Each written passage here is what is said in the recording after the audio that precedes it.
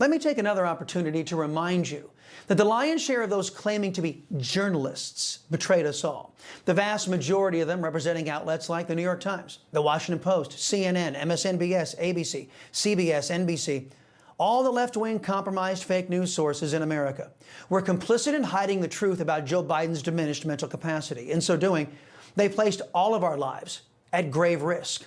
They were willing to sacrifice you and your family for the unchallenged power of their favorite party, the Democrats. And they were willing to do this regardless of how much damage those Democrats did to this country and to our people. In fact, some of these sickos in the press protected Democrats because of all the damage they were doing and would do.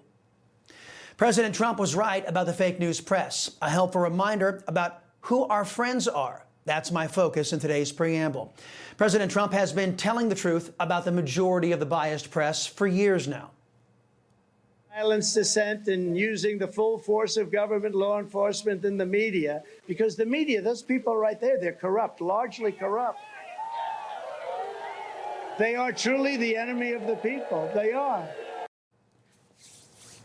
And like their favorite party, the Democrats, the left-wing and unfair press keep confirming for us their enemy status.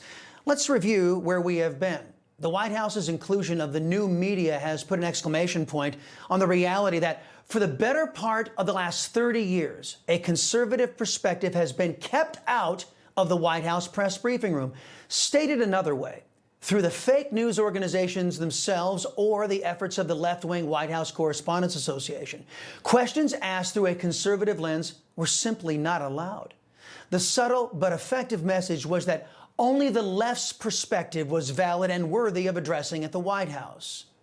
Before Trump, even Republican presidents accepted this unfair and frankly insane dynamic that told over half the country that their perspective on news and government didn't really matter or count.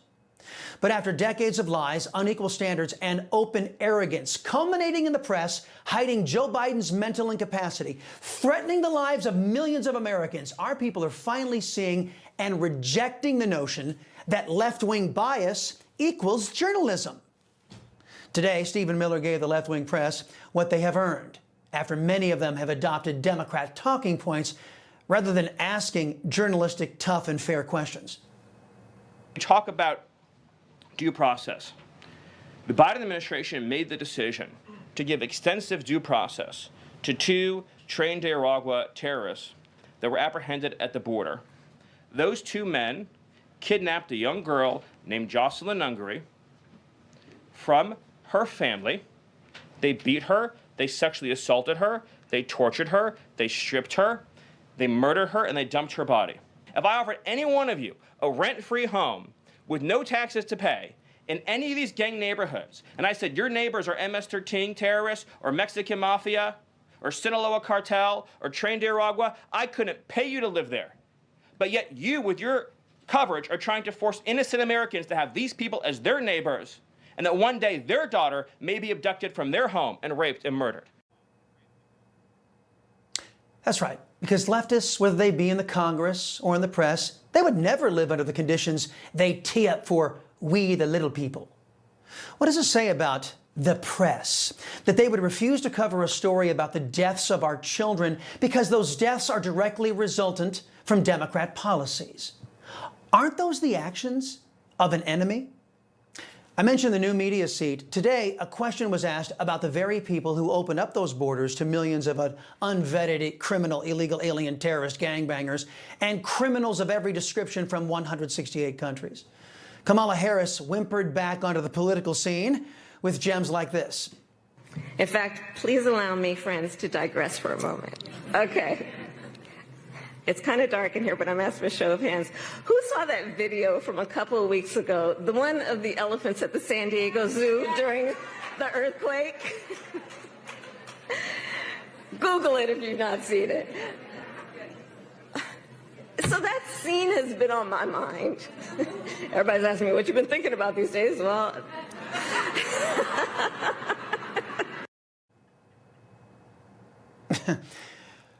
Stephen Miller was asked to comment on the failed border czar and the failed Democrat presidential candidate who didn't secure a single vote in the Democrat primary. It was a great reminder to the American people of just how blessed we all are that the leader sitting in the Oval Office today is President Donald Trump and not President Kamala Harris. It was a helpful reminder of just what a travesty and a tragedy that would have been. It would have been the end of America. And it gives me a chance to bring this whole thing home. If we continued on this road of radical regulation, choking off American energy, sending our supply chains to foreign countries, taxing our economy to death, pushing this cancerous woke ideology on our children, ending merit, ending scientific innovation, ending public safety, allowing, everyone goes to the stores these days, everything's locked up, criminals roam free, law-abiding citizens under the previous administration were punished while gangbangers were given red carpet treatment. Democrats, of course, are still giving gangbangers red carpet treatment. Oh, yes, they are. Having margaritas with them and all that. And about the dumpster fire that was the Biden-Harris economy, a fake news Democrat stenographer today asked a question of Stephen Miller. And I know this is going to shock all of you out there, but she asked the question without revealing the full story so she could preserve her anti-Trump narrative over news. Stephen, this morning GM is putting a dollar figure on how much the president's tariffs will impact the company. The CEO says tariffs will cost GM between $4 and $5 billion this year. The CEO of Ford says he can't commit to not raising prices because of tariffs. Is the administration open to doing more to give automakers relief? Okay, so listening to that question, which featured General Motors and Ford, you're supposed to believe that the automakers oppose the tariff, trade, and foreign policy strategy being implemented by President Trump. Again, I know you'll be shocked, but the fake reporter didn't tell the whole story. Well, first of all, Ford is really different. We make 80% in the U.S., more than any other manufacturer. In fact, we made 400,000 more vehicles than our next competitor, and that would fill up the entire island of Manhattan. That's how big of a gap we've made. So, look, we think this is really great for the country. We really support the president's initiative. We never left the America on car production. Wow. Jim Farley, the CEO of Ford, supports President Trump's tariff strategy, including his carve-outs for U.S. automakers who, like Ford, make their cars and parts right here in America for the most part. Perhaps the CEO of Ford also recognizes that as trade barriers that other nations currently impose on us come down, it will be a boon for his business, many others, as new markets are opened up. Wouldn't Ford's support of the president's strategy have been, kind of helpful information for that reporter to put out there? But see, that would have disrupted the Trump tariff bad narrative, so it wasn't included. Of course, we also have to leave room for the possibility that the fake reporter there had no earthly idea about what Ford's position was, which raises all manner of questions about how well informed these people in the biased press really are. Conservatives are Americans too. It's not our job to go to work every day and pay for the left-wing kookery and anti-Americanism in government. We deserve a seat at the table, too. For the first time in my life, I have a president who isn't willing to sacrifice my voice to placate leftists, enemies of our people. And since the left-wing press refuses to apply equal standards to Democrats and Republicans, since they refuse to give conservatives a voice, the next best thing is to have declared right-leaning questioners to balance out dedicated leftist fake journalists.